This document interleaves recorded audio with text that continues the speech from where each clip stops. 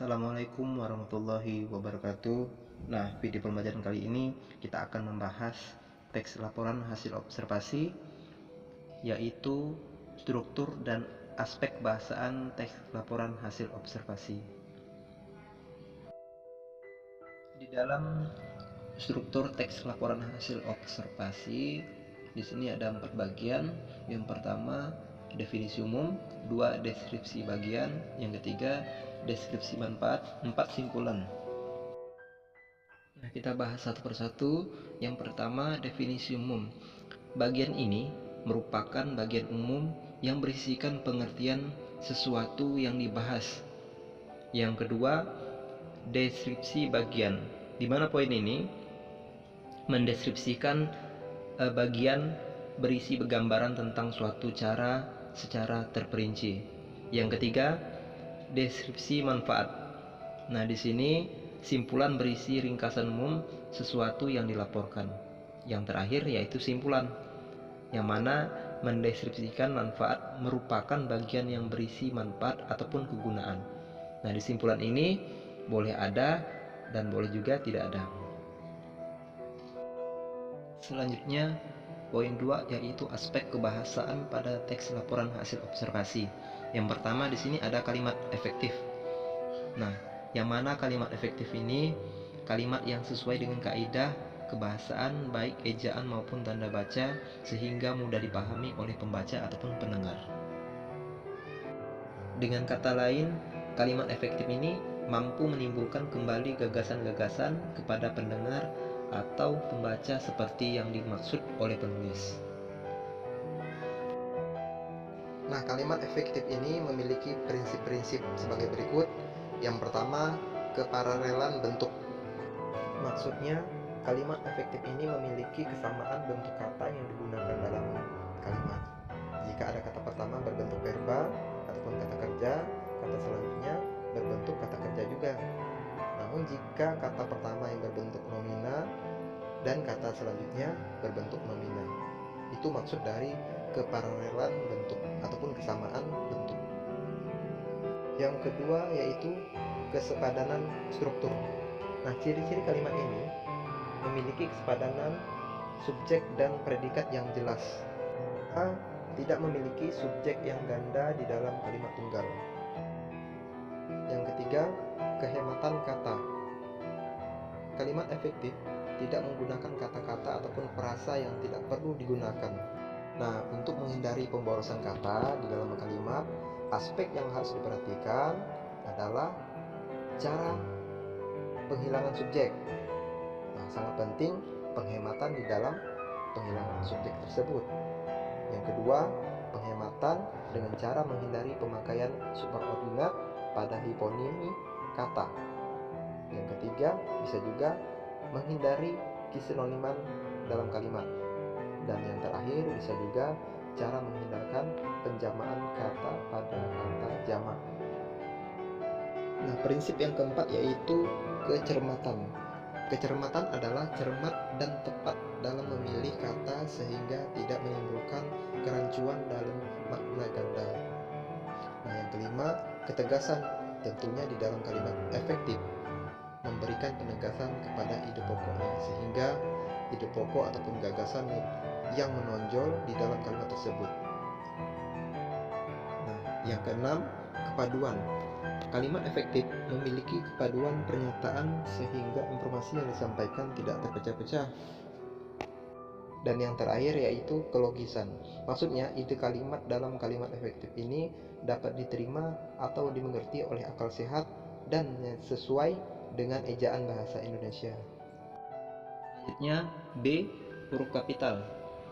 Nah, di sini penggunaan huruf kapital dalam teks hasil observasi biasanya digunakan untuk penulisan huruf pertama pada kalimat, nama diri, dan nama geografi jika kata yang mendahulunya menggambarkan kekhasan budaya. Yang C, tanda koma.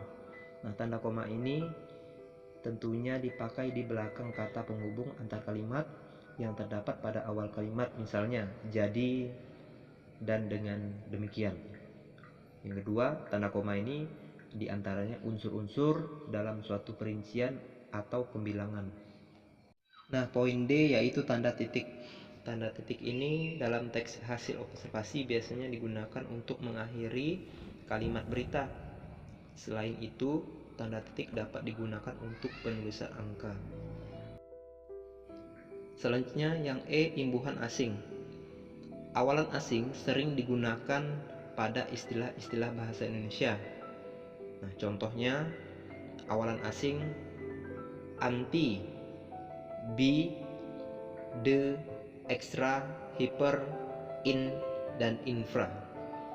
Nah, selanjutnya ada akhiran asing, is dan isasi.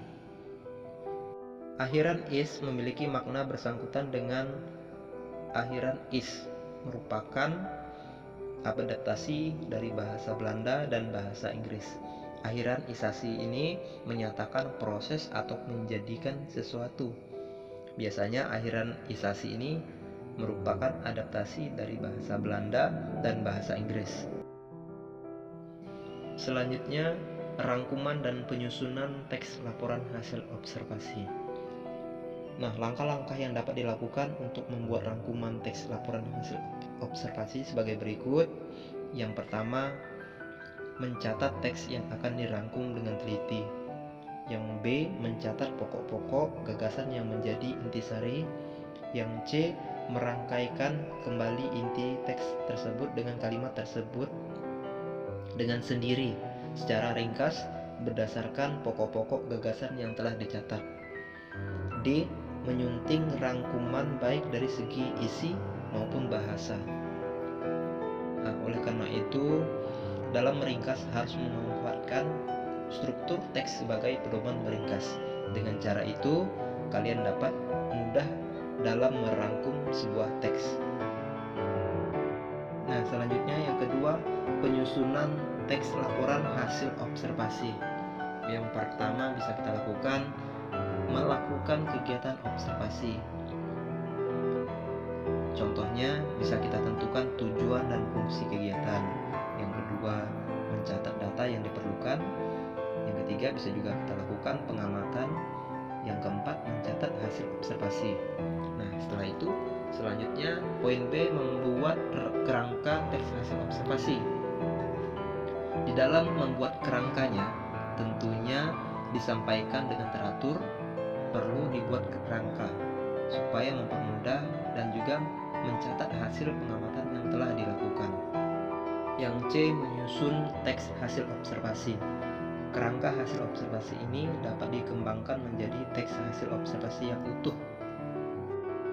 Pada prinsipnya, menyusun kembali hasil kegiatan, pengamatan, atau penelitian secara runtut berdasarkan fakta. Setelah kalian menyusunnya, poin terakhir yaitu menyunting hasil teks observasi. Dalam menyunting, tentunya kalian harus perhatikan kebenaran struktur kalimat dan ketepatan penggunaan ejaan. Mengapa dengan demikian? Karena penggunaan bahasa yang baik dan benar pada teks hasil observasi tentunya memudahkan orang lain memahami hasil observasi tersebut. Jadi, teks ini disusun harus dicermati kembali. Jika menemukan kesalahan, benahilah agar menjadi teks hasil observasi yang komunikatif dan efektif.